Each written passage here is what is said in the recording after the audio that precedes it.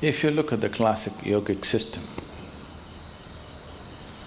it is essentially created for the male body.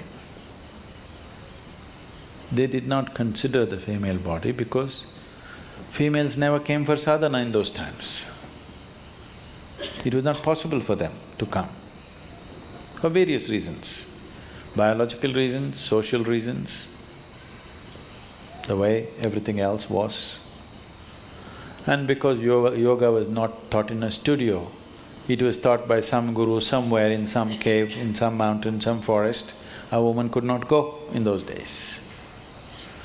So, largely, 90% of the yogic system was oriented towards the male body, not towards the female body. So many systems of yoga which are being recklessly taught today could damage a woman's body if not properly handled. One of the things that you are learning is Mayurasana. They told you not to do Mayurasana? Yeah. Because that's not suitable. It's a peacock asana, not a peahen asana.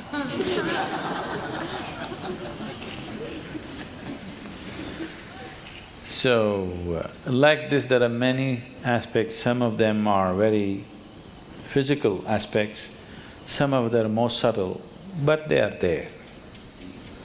There are certain things a woman should not do at all. There are some certain things that she should not do at certain times.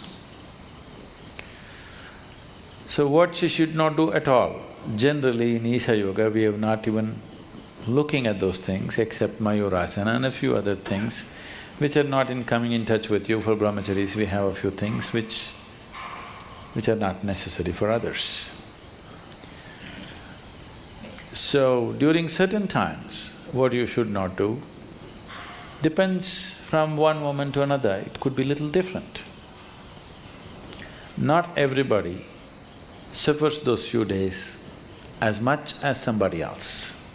For some people, it throws their whole life off the track. Some people go through it without much disturbance, either in their psychological or physiological system. So depending upon how a particular person is, mild adjustments will have to be made. But if we are doing anything which is very forceful, if you're doing any practice which is forceful in nature, it is best to avoid it at those times. Because any forceful activity could cause agitation in the body and in the mind, because at that time naturally body is seeking a certain amount of rest, a certain amount of quiet, not agitated activity.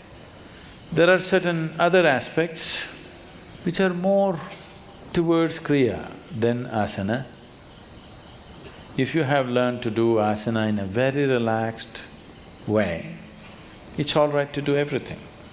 If you're still not there, it's better to avoid a few things.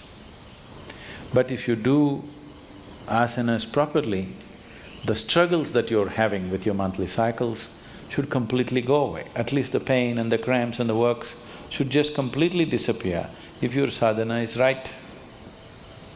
If it is increased after sadhana, you must wait for 3 months. After 3 months, if still not reduced, then we must relook at your sadhana, how you're doing it. What you're doing may be okay, but how you're doing needs to be looked at. With kriyas, there are more restrictions. With asana, there is not much restriction. There may be some practices which are physical postures and also kriyas. They are the things that you need to be really careful about. Like we are doing Surya Kriya. Surya Kriya needs to be looked at carefully because if too much sun burns within you, then it's very good on one level. But if it's troubling you in your feminine aspect, then we need to readjust it, we need to rejig it a little bit for you. It's very important, it's individual. There is no common prescription like that. But generally what's being taught as Isha Yoga need not be avoided, it's all fine, except the Kapalabhati, everything else is fine, can be done.